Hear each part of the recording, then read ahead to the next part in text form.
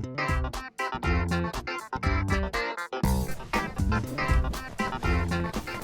welcome everybody, and thanks for joining us. This is our annual general meeting presentation, which if we were able to have a live AGM, we would have you all in one room and I'd be standing up at the front talking to you about what Peyto is and what we've done and what we're going to do. But of course, COVID prevented that this year, just like it did last year, so we have to have these virtual annual general meetings. This year the format's a little different. We decided, JP and I, to have a little fireside chat and just sort of talk casually about Peyto and about our future. My name is Darren G. I'm the President and Chief Executive Officer of Peyto, and of course with me is Jean-Paul Lachance, JP. He's our Vice President of Engineering and Chief Operating Officer. And so we're pleased to have him here today to talk a little bit about Peyto. I'm probably the face that everybody recognizes, but of course JP is the one that really runs the show here at Peyto, so he keeps the drilling rigs turning to the right and keeps the money flowing and the gas flowing for Albertans. Anyway, the agenda for today, we thought we'd just introduce Peyto again for those that are new to Peyto, people that haven't heard of us from before or are new to investing in the oil and gas space, maybe haven't heard of us, so we thought we'd introduce you to us. We thought we'd talk a little bit about the energy transition because that's in the media today. And so there's always a lot of discussion on both sides of the fence talking about this energy transition. So we thought today we should talk about it a little bit ourselves and maybe how we see Peyto fitting into that. We also thought that we'd talk for a little while on Peyto's 2020 performance.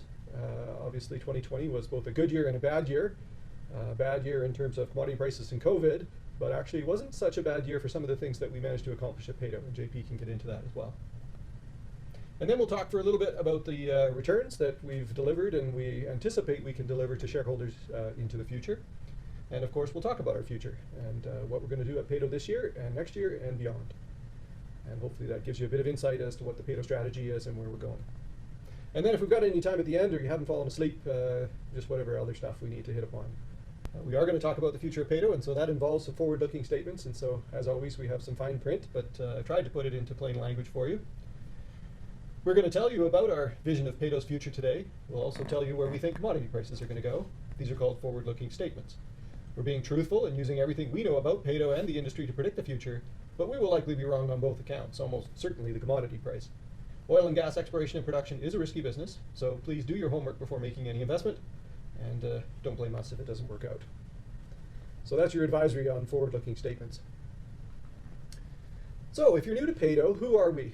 Who is Peyto and what is it that we do? Well, we are the 5th largest Canadian natural gas producer right now, I think, at over 540 million cubic feet equivalent per day. We've been in business for about 22 years now. We started operations in October of 1998, which actually makes us one of the older companies in the industry, in its original form anyway. With all of our gas plants, we're the 11th largest Canadian gas processor. We've got close to 900 million cubic feet a day of processing capacity amongst our 10 natural gas plants in the Alberta Deep Basin. We are a pure play Alberta Deep Basin producer, so we produce from the multi-zone stacked resource in the Deep Basin. And we've got close to 5 trillion cubic feet of 2P reserves booked at the end of 2020. That's a very long reserve life asset, 9 years if you divide our fourth quarter production into just our producing reserves. And then of course if you divided it into our 2P reserves, that'd be 27 years. And it's a sweet gas asset, really, no mobile water risk, so a very low risk asset, a very high quality natural gas asset in the Deep Basin. We say that we have a returns focused strategy at Peyto, which means we put profit before growth. And we always have, and I think we've achieved some of the best returns over the last 22 years of anyone in the industry, with average return on capital employed of 15% and average return on equity of 26%. Peyto is well known as the lowest cost producer in the industry. With respect to cash costs, our total cash costs in 2020 were just $1 in MCFE, or just a little over $6 a BOE. And how we achieve those low costs, of course, is to own and control much of our asset. We operate 99% of our production, which is a very high level compared to the rest of the industry. And we own and operate 10 gas plants that process that production. We are, of course, a dividend-paying corporation. We've got 165 million shares outstanding. And at about a $6 share price, we're a little over $2 billion in enterprise value, which I always think is not bad, considering we only have 55 full-time employees. So we're pretty lean here at Peyto.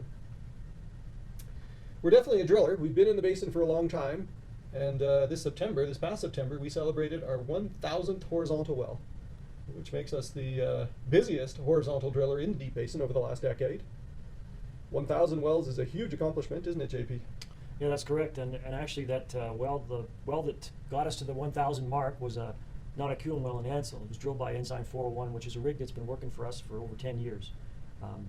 The iron has changed hands over the years. Different drilling companies have owned the iron, but it's essentially the same iron, the same people, and they've had a tremendously great safety record as well. So that's amazing. That's amazing that we've had one drilling rig working for us for over 10 years in the same area.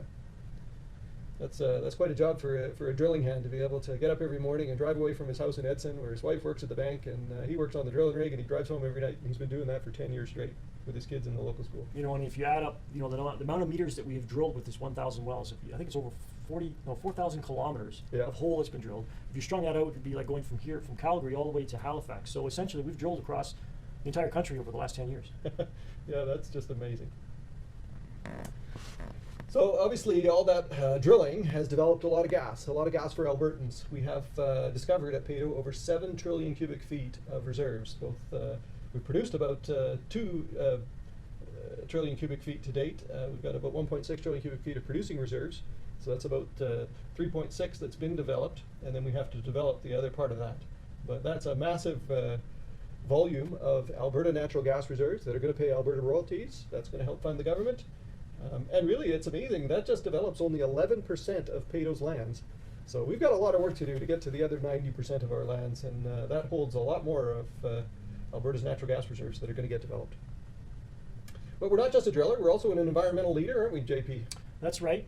Certainly when we compare ourselves to the rest of the industry, our emissions intensity is quite a bit lower, but you know, we're not satisfied with that just yet. We're going to continue to work this. We're using new technology to help us in that regard, and but we'll talk more about that a little bit later. Yeah, we're about 50% of the Canadian natural gas industry, so we're already way ahead of everybody else, but obviously we're not content. We're going to keep lowering that and keep bringing that down.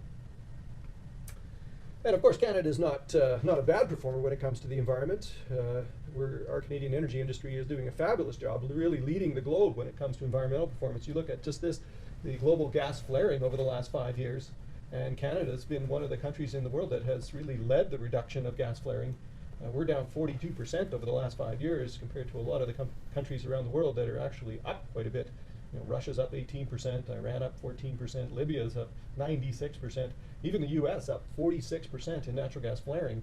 So Canada's doing a fantastic job of lowering its emissions, particularly methane flaring, and that's obviously lowering the impact on the environment. So Peyto's doing its part, obviously, as part of the Canadian energy industry to do it better. But really, you know, the way I think about Peyto in a quite simple term is that we heat your homes. We provide the fuel that heats your homes in the middle of February when it's 35 below in Alberta. You're burning natural gas to keep warm. You get to come in from the cold into a nice warm house and a nice warm home, and that is heated by natural gas that Peyto, amongst the rest of the Canadian gas industry, provides. I think last year we produced enough gas as the 5th largest gas producer to heat 1 million homes in Alberta.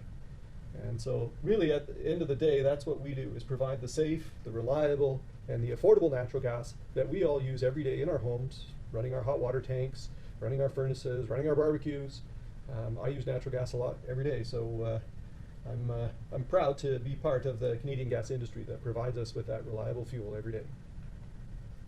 So let's talk for a little bit about the energy transition, how Peyto's going to fit into this new global energy world when we transition away from some of the dirtier fuels to some of the cleaner fuels. And you know, sometimes it looks like an impossible challenge. I'm always a bit astounded when I look at these two graphs about the challenge of how do we increase the amount of energy available for this growing human population on the planet while reducing the environmental impact. You know, when JP and I were born in 1967, there was only 3.6 billion people on the planet. Today there's about 7.8, so it's more than doubled. And by the time our kids are our age, there's likely going to be close to 10 billion people on the planet. And so far over our lifespan, the energy consumption has quadrupled from 40,000 terawatt hours to 160,000. And you can see that the majority of that energy is provided by hydrocarbons. So it really is an enormous challenge to try and provide the world and this growing population that we have with cleaner, more reliable, and more affordable fuels, so that we can continue to enjoy the quality of life that all that energy provides. Because for a lot of the world, there's a lot of energy poverty. When we look across the globe, 40% of the world still doesn't have access to cleaner cooking fuels. And that's, you know, the clean fuels are natural gas, ethanol, and electric technologies. The dirtier fuels obviously are solid fuels like coal, wood, dung, and you know, 3 out of 7 people on the planet are still cooking with those dirtier fuels. And really, 13% of the world doesn't even have access to electricity today. So they don't have the electricity to refrigerate vaccines, to power lights at night. You know, that's 1 in 7 people on the planet that don't have access to electricity. That's energy poverty. So not only do we have to switch over to cleaner burning fuels for the growing population, and we're obviously going to have to provide a lot more fuel in general, we're going to have to get fuel to those poor that don't have it so that we can lift them out of poverty. And that's going to be a great big challenge.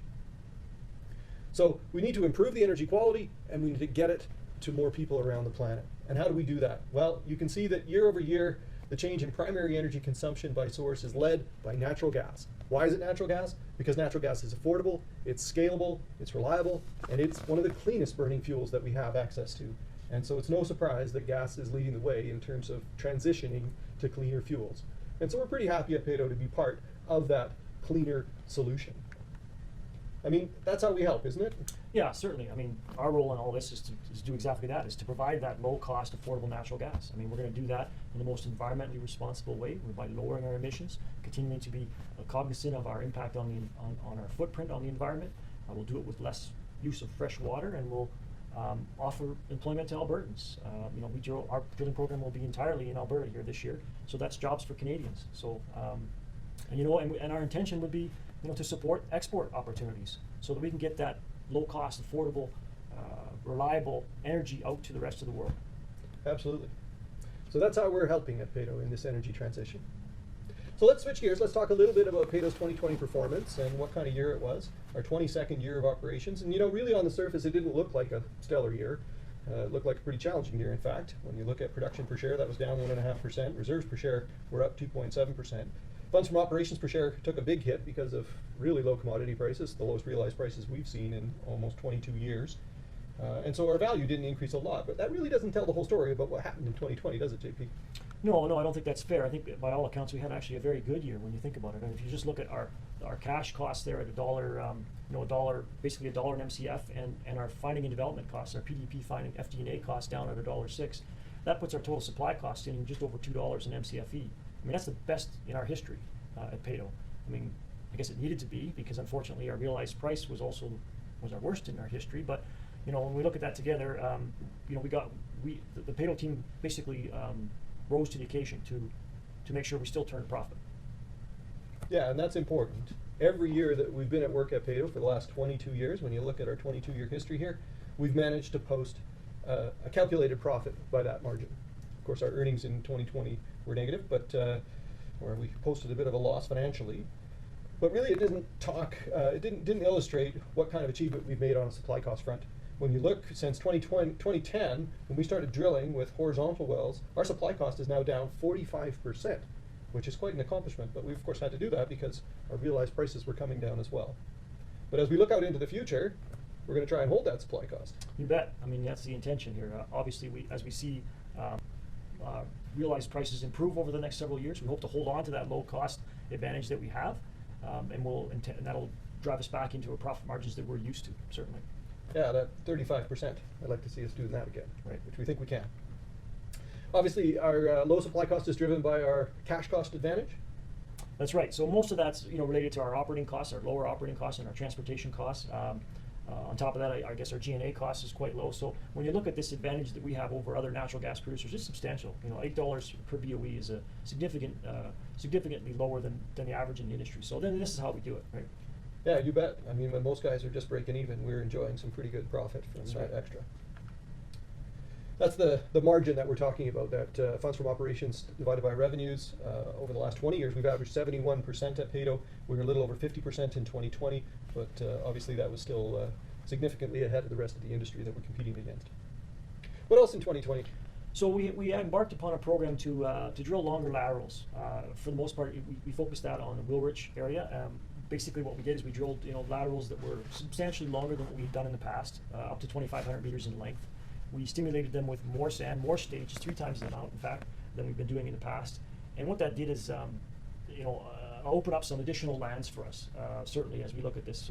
Otherwise, would have been a little less would have been more marginal under the old design. This extended reach horizontal drilling program that we embarked upon last year certainly has delivered the results that we were looking for. And as you can see on the map there, beyond the sweet spots that we have there now, we can go embark upon a program that exploits the rest of the resource out there and makes it profitable. Right, so this is our greater Sundance area. We've got our Wildhay, Old Man North, Nose Hill, Galloway Swanson plants. Obviously a great big sand shoreline runs through this area in the Wilrich. We've drilled 320 horizontal wells already to date into the Wilrich, $1.1 billion invested. That's a huge number. We've developed almost a TCF of gas, recovered 45% of that. But obviously that's just within these sweet spots. So the rest of the shoreline we can start to develop now with this enhanced technology, if you will. So this new horizontal well design has what kind of economics associated with it? So in the old design where we drilled shorter laterals and put less sand into the formation, we were looking at returns that were closer to 17%.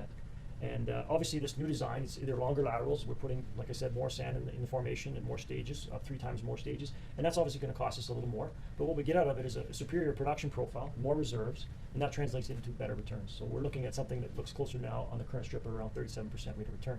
So that's on the current strip, yeah, right. But that's not full cycle economics. No, not full cycle economics. We like to talk about full cycle economics. It's important. So if you look at this slide here, our full cycle program from last year looks like it'll yield us around a 46% rate of return. That's on the current, actually that's on our Insights price deck, but it's about the same on the current strip, or even a little bit better than that now. But if you look at where the extended reach horizontals in the Wilrich fit in with our Wilrich program, you can see that they're at the top end of the Wilrich results. So certainly it's a program that's worked well for us. Yeah, that's a fantastic year actually when you look at the returns there. But it wasn't just these extended reach horizontals that were important in that program last year. Obviously, if you look at these plots here, you'll see our Cardium has outperformed the other vintages, the prior year's performance on average, substantially here when you look at this plot as well, and our Notikewin as well also. And this is just sharpshooting on our land base, lands that we picked up in the past that now we're starting to exploit.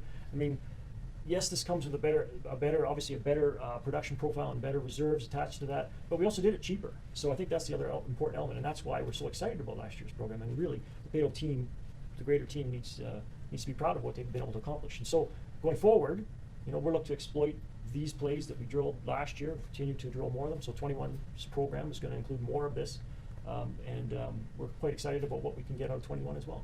Yeah, absolutely. I think that ended up for the year to our lowest capital efficiency, around just under 9,000 a flowing BOE. So some exceptional wells drilled this past year, better than years prior. So that's exciting. We've got more of that. What else did we do?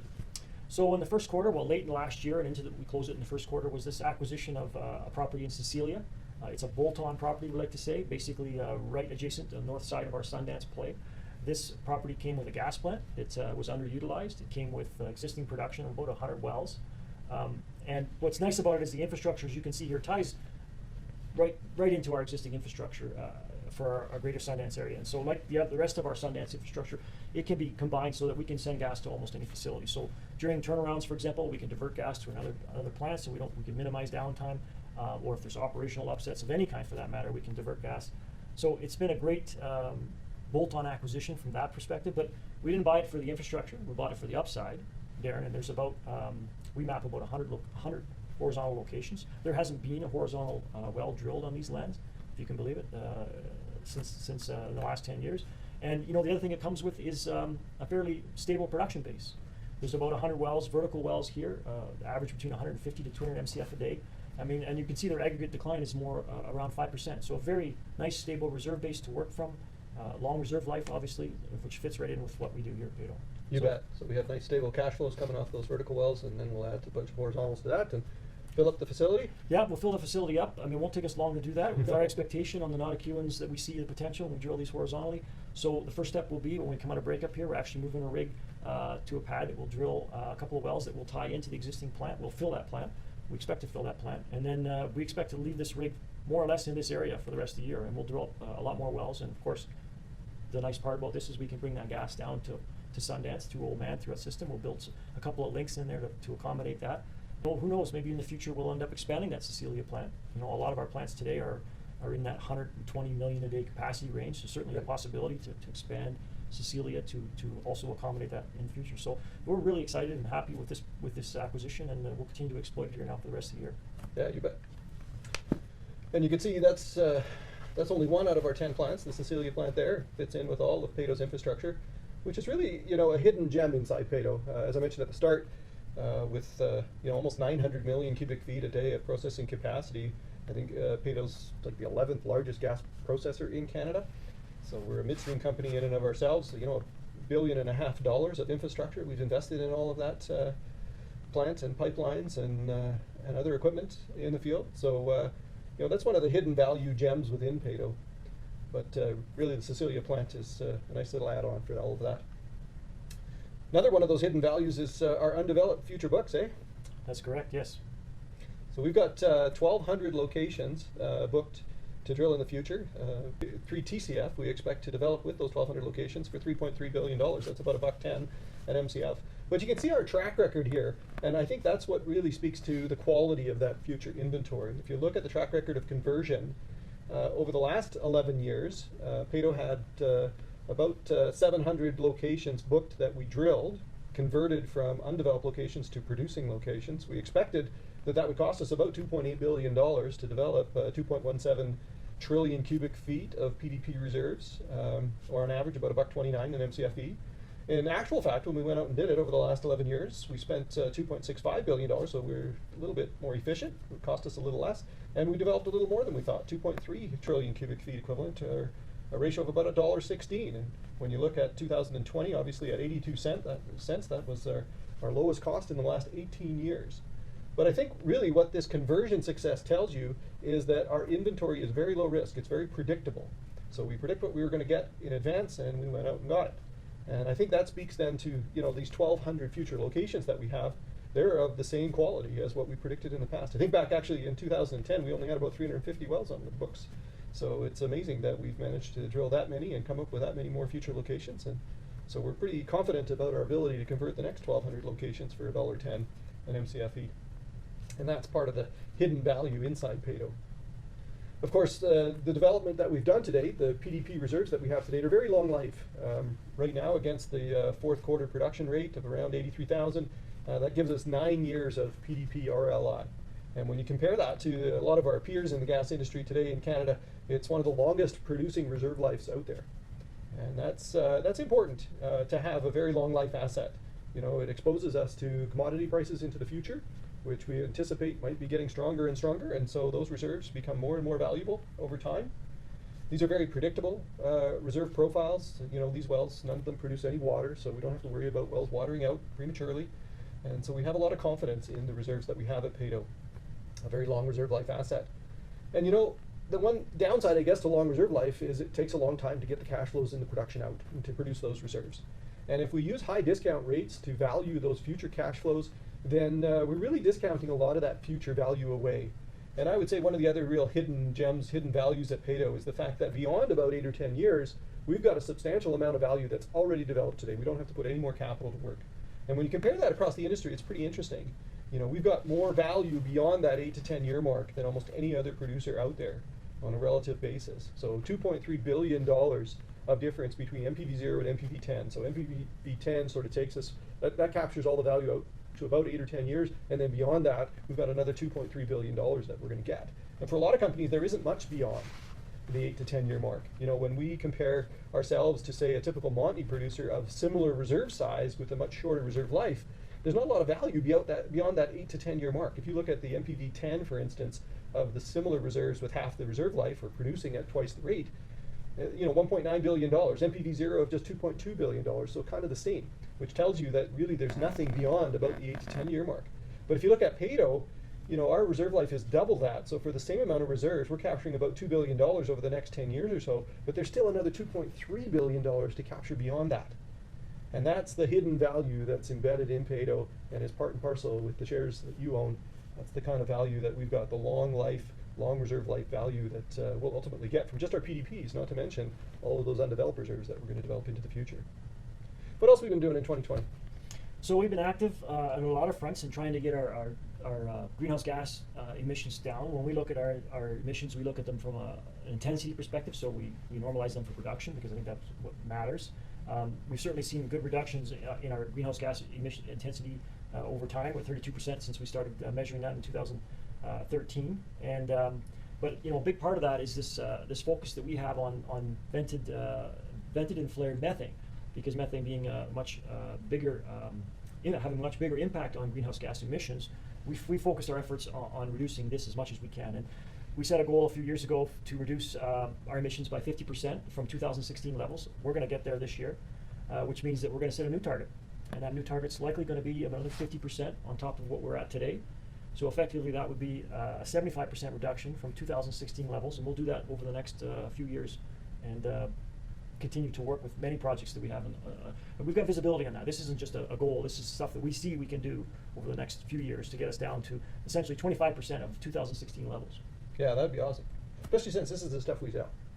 So we don't want to let any of that out. That's right. I mean, that's not all. Yeah, we're also working on, certainly our footprint is very important. I mean, with our infrastructure in the area and the fact that we have so many wells and so much, so many pipes and roads already in the ground. We can go out and drill more wells off the same surface leases or marginal extensions to those, such that our land use is minimized going forward. And so that's what we're showing here. Basically, we on a cumulative basis, we've been able to reduce our footprint out there on a per well basis by 28%. We're also focused on water. Fresh water use is important. We want to minimize that as much as possible. So recycling our frac water as much as we can on leases where we have pads is particularly important. And so we're going to set ourselves, we'll set ourselves a target to continue to increase on that increase that water recycling on above 74%, and continue to minimize our freshwater use. Now our wells our fracs are smaller, so we use less fresh water to begin with, right, than a lot of the big Montney guys. That's correct. Actually, when we looked at some of the information out there, we certainly use a lot less fresh water than the average Montney well, and that's just because the nature of our hydrocarbons have a little bit better. Our reservoirs have a little better quality, so they don't need quite as much water to frack to increase surface area to allow the inflow of hydrocarbons into that. So we by choice, being in the deep basin and attacking these reservoirs, we have inherently reduced our requirements for freshwater use. Yeah, you bet.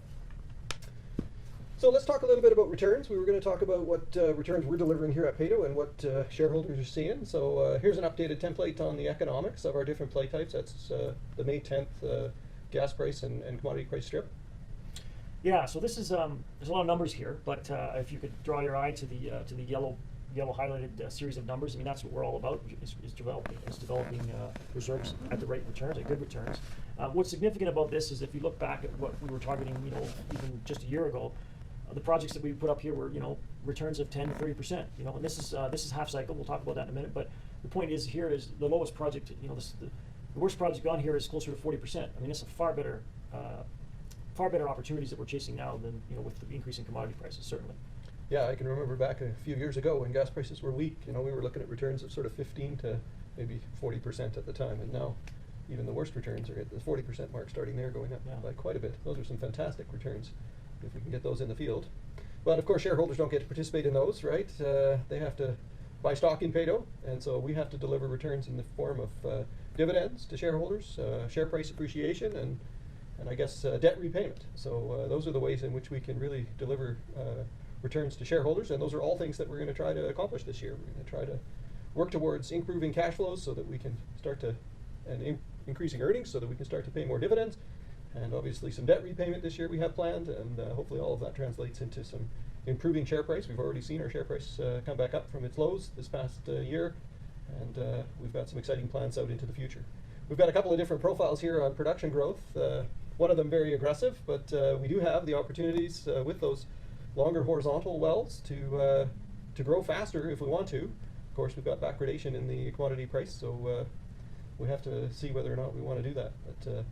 But those are the returns that we can deliver for shareholders, and we'd like to get back to the days of old where we were putting up 26% return on equity and 15% return on capital for shareholders every year, and I think we can as commodity prices come up and as our realized price actually gets even just back to where commodity prices are today. We'll start to see our returns rise significantly as our earnings come right back up again. So what's the near-term outlook? So the plan for 2021 is to spend between $300 and $350 million. We'll probably be to the higher end of that guidance, considering we did that acquisition in the first quarter. But with that plan, it's a plan that sees us drilling about 80 horizontal wells, targeted in Brazeau and Sundance, a mix of both. We've got 2 rigs running right now through breakup, and we will bring up we'll start those third and a fourth rig up here shortly as soon as the weather cooperates with us. We'll start a third and fourth rig. I think we drilled about 36 wells to date already. That's correct. There's 36 wells already. So of the we were halfway through our program essentially, but because breakup slows us down here, until we get back going here, mainly in the third quarter, we'll be back on it and starting to drill again. If we have to, we'll bring a fifth rig in to catch up. But right now we're contemplating drilling this program with 4 rigs. We're going to continue to look at opportunities out there. There's obviously we bought the asset this in the first quarter, and we'll continue to look at more of those kinds of things. Scott's team will be busy. Land sales have now are back on the table for 2021. For the large part of 2020, they were off the table. We weren't selling any crown lands, but so we'll be active in that market, of course. And we expect to do this all within cash flow, and so we'll pay some debt. So we'll pay down some debt here as well. Yeah, absolutely. Less than cash flow, in fact. So that's a sizable capital program, and we're still not even spending all of our cash flow to get that done. So that's a great 2021. What that looks like, obviously we came into the year with the acquisition at about 90,000 BOEs a day. The back half is when we'll see the majority of the production growth show up, and so that should take us up to somewhere between, say, 96 to 100,000 BOEs per day. You can see the backwardation in the forward curve, particularly the AECO price backwardates quite steeply, with 282 expected for 2021, but only 226 expected for 2023. Likely we'll see the back end of this curve come up and flatten out. That's our internal prediction, but we'll wait to see that happen on the tape. For 2022, we were looking to probably have about a $250 to $300 million capital program that would hold us about flat at 100,000 BOEs a day. We generate a sizable amount of free cash flow in 2022, so we'll be able to put a real big dent in the debt and hopefully start to increase dividends a lot more substantially in 2022. And then beyond that, we'll see what the future gas prices hold. We do have the ability with these new extended reach horizontals and the inventory that brings us to put the pedal down. That would result in some pretty substantial growth that we could see over 23 and 24, or we could decide to have a very minor capital program really to offset the decline, and that would result in a lot of free cash flow for us. So we can either look at a very large free cash flow generation or perhaps a larger capital program and a lot more production growth. But we want to see definitely how this natural gas tape evolves over the next year or so. What are we doing for costs? So we set targets every year. This year we're going to target another $1, again, $1 in MCFE for our cash costs. We hope to be able to repeat our PDP FD&A costs of last year, closer to $1 as well. So that puts our supply costs in at $2. I mean, and when you look at these, the expectations on a realized price, that provides with a pretty handsome a margin for us, and it gets us back to levels that we're used to, essentially. Yeah, absolutely. This may be a bit of a challenge. We've got a little bit of extra interest costs in the first half of the year, and some transport that shows up in the back half of the year. But it's a good bar to set. I know it's a high one, but every year we set a high bar, and then we see how close we can get to it. In the last few years, we've done the same, and actually managed to get pretty close. So well done by the team. Thought we'd talk for a few minutes about our gas marketing, gas diversification efforts that we've had in place here over the last few years. So obviously, we had some very expensive diversification that we put in place back in 2018. That's all of this that we took away from the AECO market and we sent down to the U.S. market. But those expensive basis deals are rolling off. We're now starting to layer in some very attractive looking basis out here in 23 and 24. To replace that. So, we've got some Dawn basis, for instance, that's coming in about 25 cents less than the LTFP cost all in. We've got some attractive looking Malin basis that gets us down into the Northwest market. And of course, even basis out to Henry Hub. So all of this is sort of synthetic transportation. It allows us to get to some of these other hubs for diversification. We can then hedge at those places to get fixed prices. This black line here is our fixed amount of gas sales. So those with a fixed price on them. And then the rest of this is the diversification. So as you're looking at this, this is the different markets that we're going to be selling gas into, and then anything under this black line obviously is fixed price. That all of those details are on the website, and then of course the Cascade power plant that should be up and running by sometime mid-2023, and we're going to directly feed them about 60,000 gigajoules a day. That converts directly into power price here in Alberta. So that's some other diversification that we've got that's local.